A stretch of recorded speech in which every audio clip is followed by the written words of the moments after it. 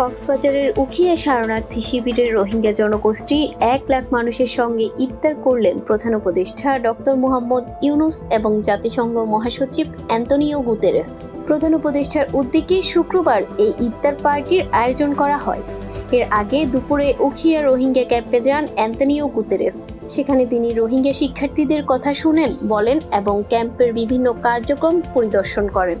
পরে বিকেলে ডক্টর মোহাম্মদ ইউনুসও রোহিঙ্গা ক্যাম্পে যান এবং ইফতারে যোগ দেন। ইফতার শেষে তারা শরণার্থী ক্যাম্প ত্যাগ করে এবং ঢাকার উদ্দেশ্যে রওনা দিয়েছেন।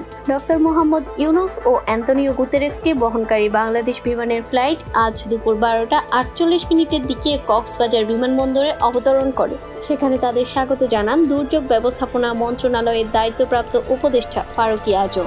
বিমানবন্দর থেকে রোহিঙ্গা ক্যাম্পে যান অ্যান্তোনিও গুতেরেস।